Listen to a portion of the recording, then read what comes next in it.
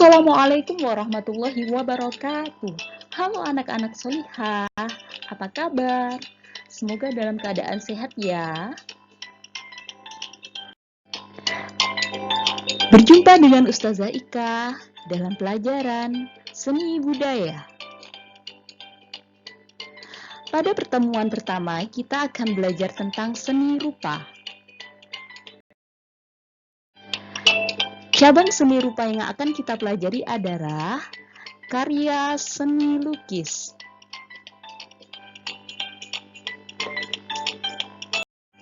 Sebelum kita membahas tentang materi seni lukis, terlebih dahulu kita harus mengerti apa sih yang dimaksud dengan seni lukis. Seni lukis merupakan kegiatan seni rupa yang mengalihkan objek 3 dimensi ke dalam 2 dimensi untuk mendapatkan kesan tertentu. Seni lukis memiliki 2 unsur, yaitu unsur visual dan unsur non-visual. Unsur visual terdiri atas garis, bidang, ruang, dan warna. Sedangkan unsur non-visual terdiri dari pandangan hidup, pengalaman, dan juga imajinasi. Lukisan bukan hanya sekedar gambar dengan goresan dan warna. Dalam membuat sebuah lukisan diperlukan sebuah konsep. Konsep seni lukis diantaranya adalah konsep estetika. Konsep ini berhubungan dengan keindahan yang dirasakan oleh seorang pelukis. Pelukis mampu menangkap sisi keindahan tentang sesuatu, kemudian dituangkannya dalam bentuk lukisan. Selanjutnya adalah konsep emosional. Pelukis melibatkan emosi ketika menghadapi sebuah objek lukisan tertentu, misalnya rasa tenang, damai, marah, bersahabat, gembira, menyesal, dan masih banyak lagi. Selanjutnya adalah konsep pesan. Sebuah lukisan tidak hanya sekedar menghasilkan keindahan untuk dilihat, tetapi sebagian di antaranya ada yang mengandung pesan penting yang ingin diketahui dan disampaikan kepada penikmatnya. Pesan tersebut berupa pesan sosial, pesan kehidupan, politik, religius, pesan alam, dan sebagainya. Selanjutnya adalah konsep ide kompleks.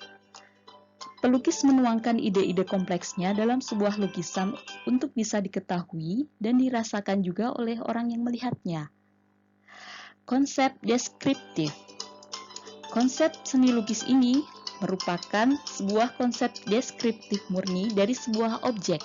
Terakhir adalah konsep narasi. Lukisan dengan konsep ini berisi sebuah lukisan yang mengantarkan cerita atau narasi di dalamnya.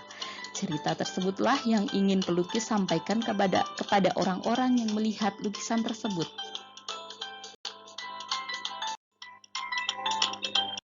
Dalam berkarya, seorang pelukis memiliki tujuan berkarya. Tujuan berkarya seni lukis ada 2, yaitu tujuan sosial dan tujuan individual. Tujuan sosial diantaranya adalah mengajak atau mengedukasi.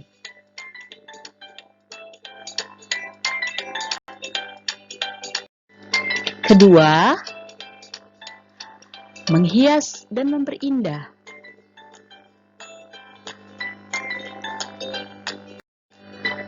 Tujuan sosial lainnya adalah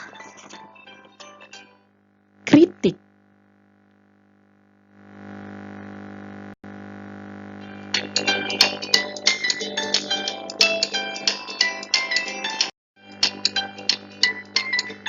Tujuan individual.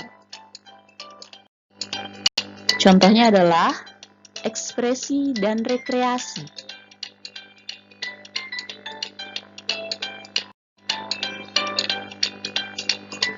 Tujuan individual komersial.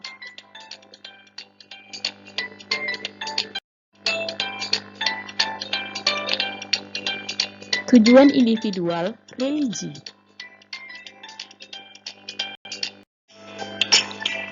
Aliran seni lukis. Tidak hanya pada musik yang memiliki aliran, pada seni lukis juga terdapat aliran seni lukis. Di antaranya adalah aliran naturalisme, aliran realisme, aliran romantisme, aliran ekspresionisme, aliran surrealisme, aliran kontemporer, aliran pop art, dan terakhir adalah aliran abstraksionisme. Ketika kita akan melukis, biasanya muncul berbagai pertanyaan dalam pikiran kita, seperti, saya akan melukis apa ya? Objek apa yang akan saya lukis?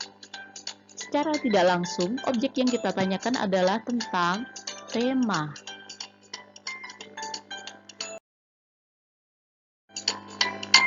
Tema-tema lukisan, yaitu diri sendiri, orang lain, benda mati, aktivitas manusia, tumbuhan dan hewan, alam atau pemandangan, dan khayal atau imajinasi.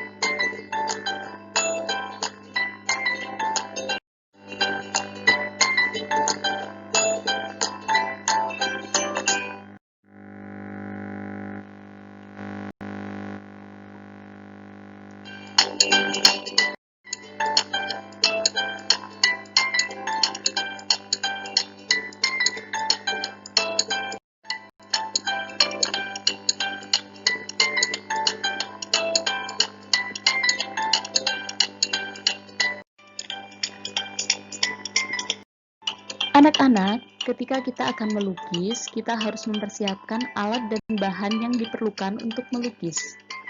Alat dan bahan melukis diantaranya adalah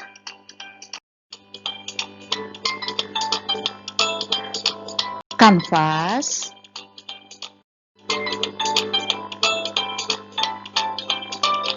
kertas,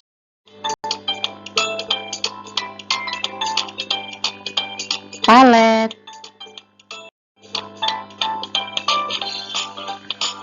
kuas, pensil, dan tentunya kita memerlukan cat untuk mewarnai hasil lukisan kita. Oke, kali ini kita akan mempelajari tentang teknik seni lukis. Dalam karya seni lukis dikenal beberapa teknik seni lukis. Di antaranya adalah teknik akuarel, adalah salah satu jenis teknik menggambar atau melukis yang memanfaatkan cat air sebagai bahan lukis dengan cara mengoleskan warna secara tipis dengan menggunakan sapuan kuas.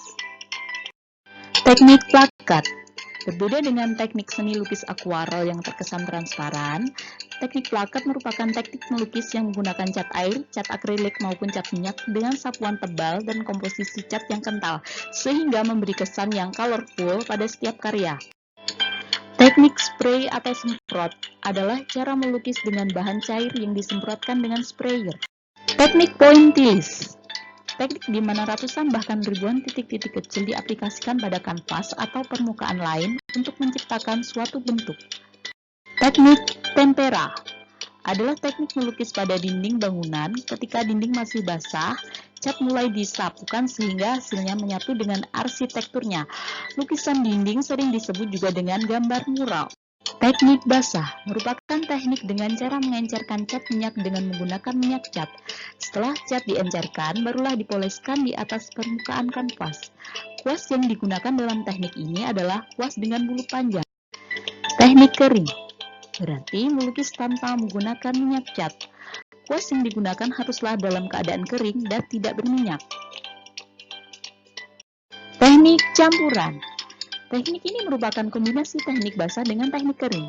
Dengan teknik campuran, kita dapat menutupi kekurangan teknik basah maupun teknik kering. Teknik ini diawali dengan menggunakan teknik kering terlebih dahulu, kemudian disusul dengan teknik basah. Terakhir, kita akan membahas tentang prosedur berkarya seni lukis. Untuk memudahkan kita dalam melukis, sebaiknya kita harus mengikuti prosedur berkarya seni lukis. Yang pertama adalah memunculkan gagasan kreatif berupa konsep dan tema lukisan. Yang kedua, menentukan media lukis, meliputi menyiapkan alat dan juga bahan. Yang ketiga, menentukan teknik lukis. Yang keempat, membuat sketsa. Dan yang terakhir, mewarnai atau menyempurnakan lukisan. Demikian materi yang Ustazah sampaikan. Sampai jumpa di pertemuan selanjutnya. Selamat melukis, semangat berkarya. Billahi taufik wal hidayah. Wassalamualaikum warahmatullahi wabarakatuh. See you.